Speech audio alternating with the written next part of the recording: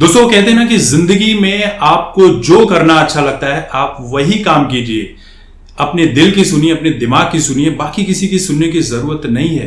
क्योंकि आप सक्सेसफुल हो जाएंगे तो भी क्रेडिट आपको ही जाएगा, फेल हो जाएंगे तो भी आप अपना आकलन करेंगे कि मैंने सही किया कि गलत किया। लेकिन कोई दूसरा आपको राय देगा कि ये कर लो और उसमें आप पास हो गए तो कहेंगे देखा मैंने आइडिया दिया था। और जब फेल हो जाओगे तो कहेंगे कि मैंने तो पहले ही कहा था कि ये काम तेरे से नहीं होगा।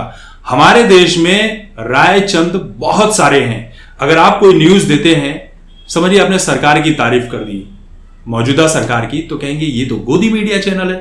अगर आपने विपक्ष की तारीफ कर दी तो दूसरी साइड से सुनने को मिलेगा ये तो चमचा है भाई।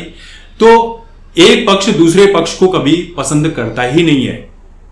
और मैं बात इसलिए बता रहा हूं क्योंकि आपको अपनी जिंदगी में जो करना है करते रहिए, किसी की मत सुनिए। आपकी अपनी जिंदगी है, आपका अपना दिमाग है, आप खुद करिए।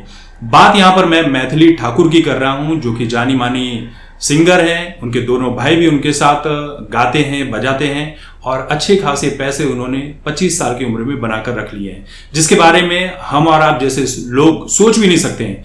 तो उनके पास उतना दिमाग है, उतनी पॉपुलैरिटी है जो वहां पर पहुंच चुकी हैं, हम पहुंचने के सपने नहीं देख सकते। बात इसलिए हो रही है मैथिली ठाकुर की क्योंकि बिहार इलेक्शन की कैंपेनिंग वगैरह सब कुछ चालू है और इसी बीच मैथिली ठाकुर को बीजेपी की तरफ से दरभंगा के अलीनगर से टिकट दे दिया गया है।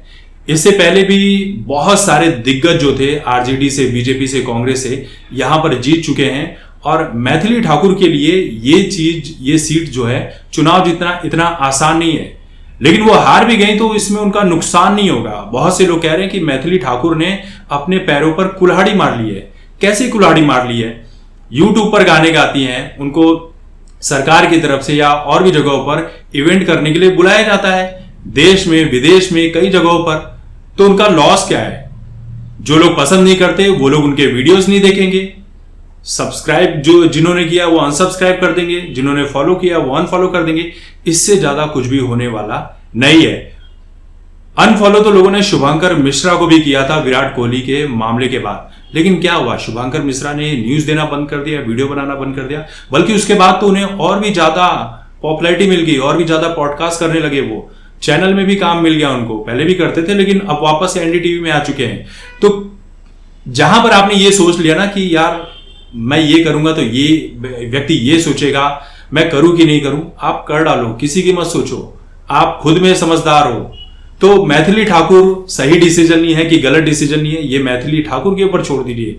आप अपनी रायचंदगिरी अपने पास ही रखिए क्योंकि आप उस लेवल के नहीं है। आपने ना उतने पैसे कमाए हैं ना वहां तक पहुंचे हैं। मैथिली ठाकुर सक्सेसफुल हो चुकी है।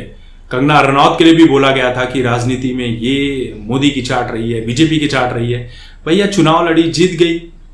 अब वो काम करती हैं कि नहीं करती हैं कि क्या करती है वो बात की बात है।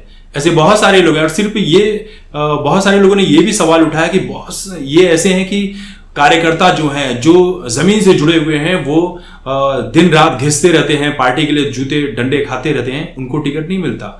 हाँ, ये एक दुख की बात हो सकती है लेकिन ये सिर्फ बीजेपी पार्टी के साथ नहीं है। ये कांग्रेस में भी होता है, आम आदमी पार्टी में होता है, आरजेडी में होता है, जेडीयू में होता है। बाकी जितनी इस देश की पार्टियां सब यही करती हैं, या तो सेलिब्रिटी को मौका देती हैं या क्रिकेटर्स को मौका देती हैं जिनकी पॉपुलैरिटी होती है, और उसी पॉपुलैरिटी के दम पर टिकट्स दिए जाते हैं और वो चुनाव जीत कर भी आते हैं। इसलिए उन्हें चुनाव में टिकट दिए जाते हैं। अगर आपको टिकट दे दिया गया, बहुत सारे तो ऐसे लोग भी हो जिन्होंने आप कह सकते हैं कि मोदी लहर में चुनाव जीत लिए बीजेपी वालों ने, नहीं तो उनको तो कोई पूछता भी नहीं, उनको कोई जानता भी नहीं और वो काम करते भी नहीं है जीतने के बाद। बीजेपी की बात कर रहा हूं, बहुत सारे ऐसे लोग हैं। लेकिन पार्टी का एकमात्र लक्ष्य यही होता है कि भाई सत्ता की चाबी आपके पास रहेगी ना, तभी आप निर्णय ले पाओगे, आप काम कर पाओगे। जब सत्ता की चाबी नहीं रहेगी, आपके पास कुर्सी नहीं रहेगी, तो आप वही काम करोगे जो काम राहुल गांधी करें। कभी मोदी चोर, कभी चौकीदार चोर, कभी रफेल चोर, कभी चीन के साथ समझौता, कभी पाकिस्तान की बोली बोलना, कभी देश के बाहर जाके भारत के खिलाफ ही षड्यंत्र रचना, कभी कुछ भी बकैती कर देना, कुछ भी बातें बोल देना। यही काम करोगे और इसका कोई औचित्य नहीं है, कोई मतलब भी नहीं है। आपके पास सत्ता की चाबी होना सबसे इंपॉर्टेंट काम है। और जो लोग ये कह रहे हैं कि बीजेपी कोई काम नहीं करी, भैया बीजेपी काम कर रही है। और मैं ये भी नहीं कह रहा हूं कि कांग्रेस ने काम नहीं किया। कांग्रेस ने भी अपने दौर में काम किया है लेकिन उससे ज्यादा कहीं भ्रष्टाचार किया है। और ये बात खुद राहुल गांधी भी कह रहे हैं कि 70 सालों में कांग्रेस पार्टी को जो काम करना चाहिए था, हमारी पार्टी ने वो काम नहीं किया। अगर हम किए होते तो हम चुनाव जीत जाते। ओवैसी ये कह रहे हैं कि बीजेपी के लोग 24 घंटे काम करते हैं।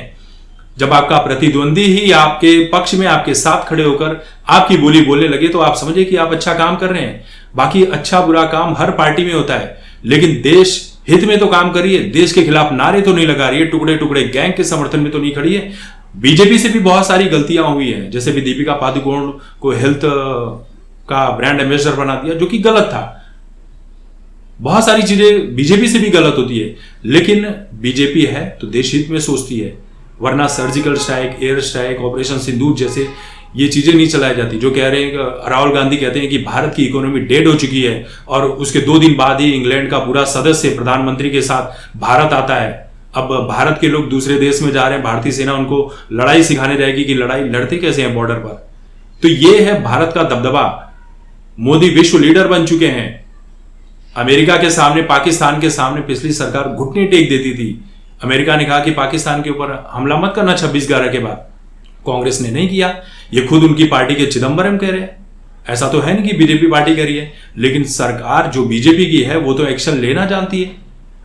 और उसके बाद भी कहेंगे कि यार ये तो आर्मी ने काम किया, लेकिन आर्मी के हाथ जब खुले छोड़ोगे तब आर्मी काम करेगी ना। डिसीजन मेकिंग सबसे इंपॉर्टेंट पार्ट होता है, और देश को मजबूत करना उससे भी कहीं ज्यादा इंपॉर्टेंट फैक्ट है। देश को मोदी लेकर चल रहे हैं, पूरी दुनिया को मोदी लेकर चल रहे हैं, और अगर आप नहीं मानते हैं तो ये आपकी सबसे बड़ी भूल है। आप एक पार्टी के हिसाब से, फॉलोअर के हिसाब से, आप जिसको पसंद करते हो उस हिसाब से बीजेपी को कितनी भी गालियां दे दो, लेकिन बीजेपी काम कर रही है, आप मानो या ना मानो।